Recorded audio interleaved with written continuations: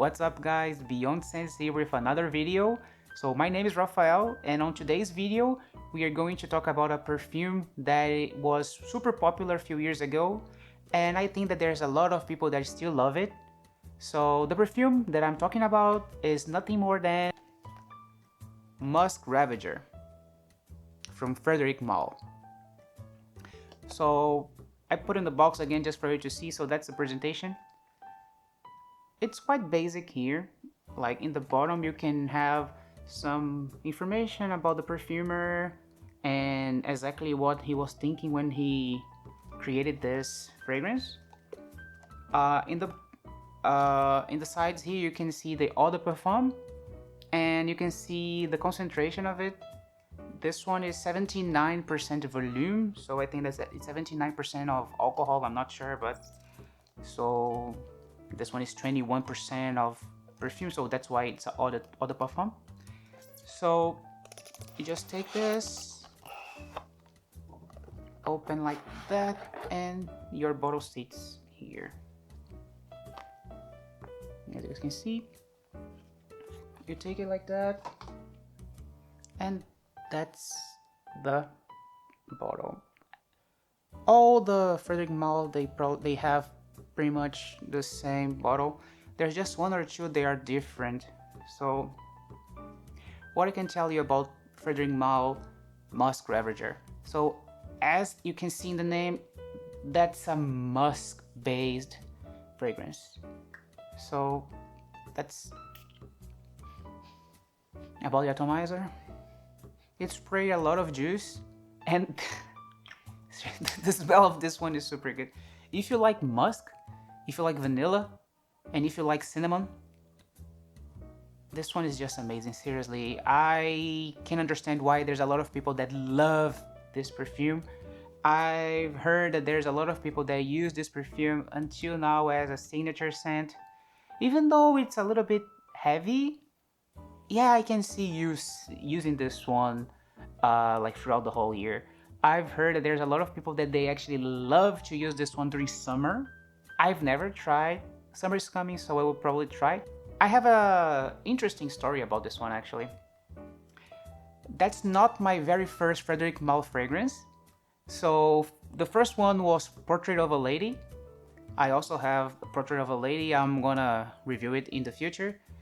And I've heard a lot of YouTubers, a lot of reviewers saying different things about, like, it was a little bit complicated for me to decide if I would go for this one or not, because I knew that Portrait of a Lady and Musc Ravageur were the most popular and most famous Frederic Malle fragrances. But I thought that Portrait of a Lady would be a safer pick, so that's why I went for Portrait of a Lady first.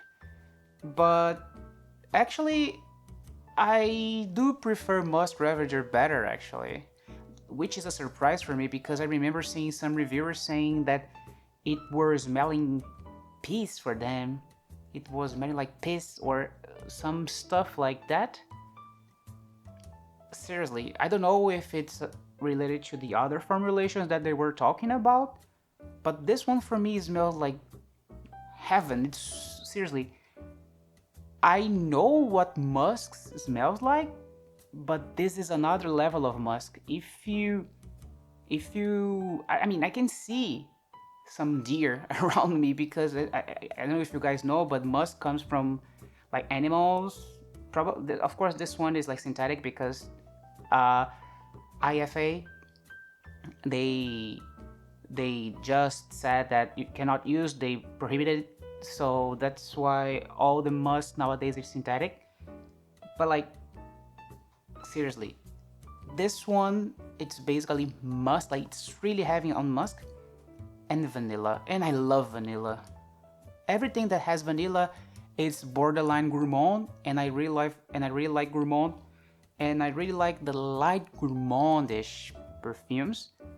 So this one is just amazing, seriously. So I bought Portrait of a Lady. I was using Portrait of a Lady a lot. I really like the perfume as well. But this one as soon as I got this one ran directly to my top. Like, this one is my favorite Frederic Malle. Uh, I'm not sure if I would like the old formulations. I've heard that they were lasting longer, they were smelling stronger. I cannot say because I have never tried, but I am super satisfied with this one. This is like, seriously, it's difficult to be, you know, telling you, but I really love this one. So I've heard that there's this perfume. It's not that unique anymore.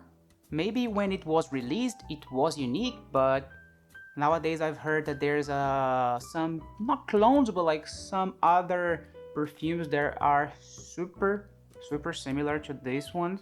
I've heard that like Le Labo, they have a perfume called Labdanum 28, Labdanum 25, something like that. That is super similar to Musc Ravageur nowadays. Labdanum 18.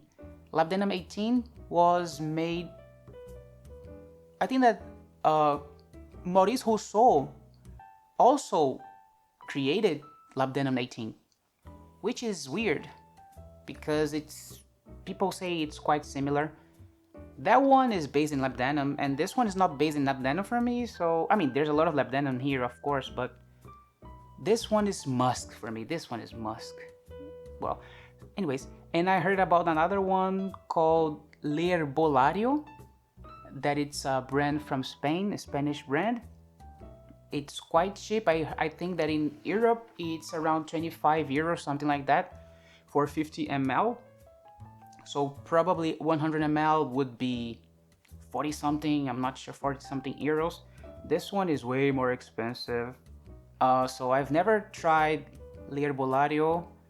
I've never tried Labdanum 18. I'm just telling you what I listen from others.